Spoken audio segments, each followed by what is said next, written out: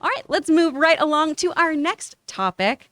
We finally have some more images of a movie I'm really excited about. I don't know about you guys, of Guillermo Del Toro's Pinocchio.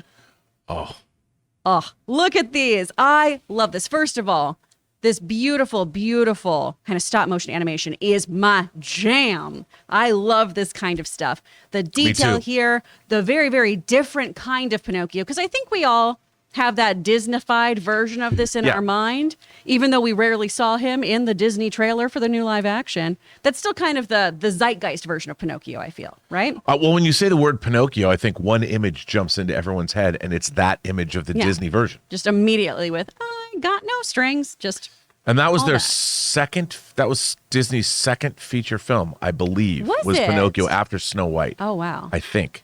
Oh, my goodness. Well, and I think people forget how twisted the Pinocchio story is, too. Oh, very much so. And so to have someone like Guillermo del Toro doing this story is fascinating for me. One, because, I mean, his creature work is just, no one can touch it, right? Everything you see from Hellboy to, you know, all of his work in the Shape of Water. Oh, my gosh. To Pan's Labyrinth. Well, Pan's Labyrinth, you know, Mr. Hands. Oh, yeah, with that. Oof. So to have them do this very, very dark, wacky fairy tale, I am so excited about. Let's take a look at some of these images here, too. First, we got Geppetto and Pinocchio. I mean, I love this so much. Doing a little nose boop. Love a boop. It's so great. We've got Pinocchio over here being built with some other kind of creepy other puppets in the background. We got like a little... The way it should be. Yeah. I've rarely seen a puppet where I'm like, that's charming and doesn't scare me at all. Usually they're a little off-putting. I love this. I think this is really, really great. I think these are so beautiful. I'm really, really hyped about this film. How about you, Rob? How are you? Look, I'm a huge fan of Guillermo del Toro's. All the way back to the first feature I ever saw. I think his first feature. Have you ever seen Kronos? No. His Mexican. It's a very interesting take. He made it Mexico on vampire mythology. Ooh. About a kindly old man and his granddaughter, little girl. You should see it. If you haven't seen Kronos, y'all, watch Kronos, because I mean it's the tone that Guillermo del Toro the tone he brought to Blade 2, which is very different than Blade 1, and of course Devil's Backbone, Pan's Labyrinth. What a master filmmaker he is. But when he's working in this realm, the realm of creatures, nobody does it better. I agree. This is where it sings. Also, this character here, this is going to be, the one we just saw was Count Volpe, and that's voiced by Christoph Waltz. Geppetto is voiced by David Bradley. What was that next image, Jonathan? Oh, nice close-up of Pinocchio, and that is voiced by Gregory Mann. Look at Jiminy Cricket there, too. That's Ewan McGregor. So we've got a great cast here. I love this so much. With the Frankenstein staples on his head.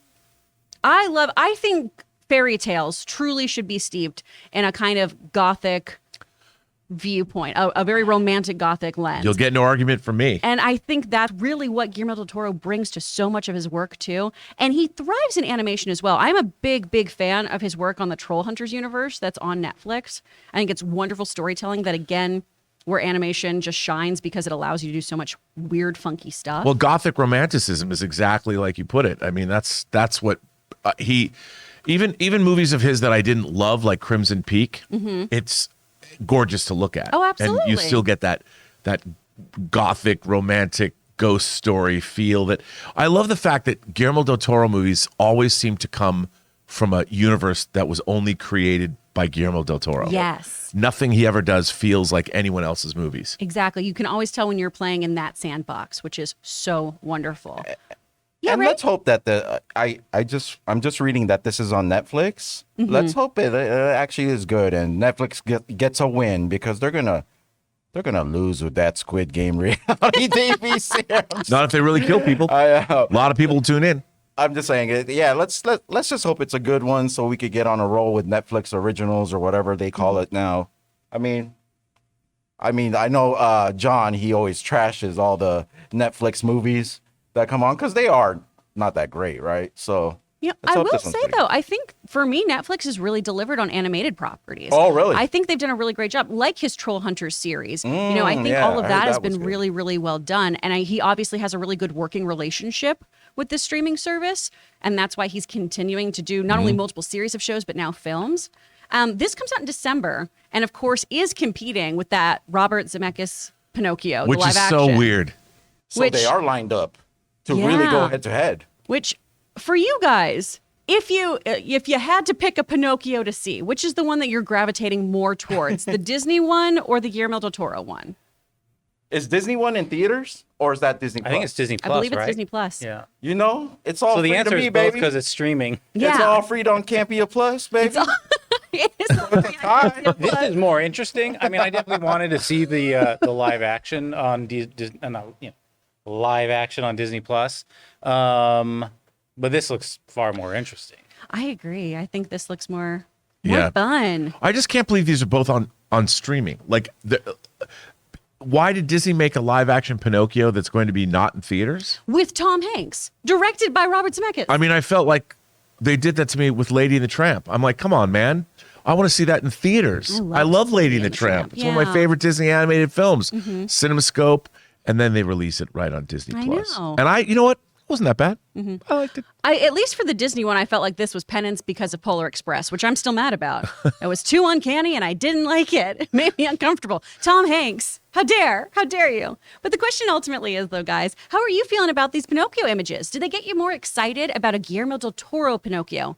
Are you leaning more towards one or the other? Do you think it's weird that these are coming out on streaming from big name directors? It is. It is pretty weird. Let us know. 2 Oscar-winning directors. Yeah, and an Oscar-winning actor, and I can't wrap my head around it sometimes. But that's why we want to ask you. Let us know what you think about this whole Pinocchio situation in the comments down below.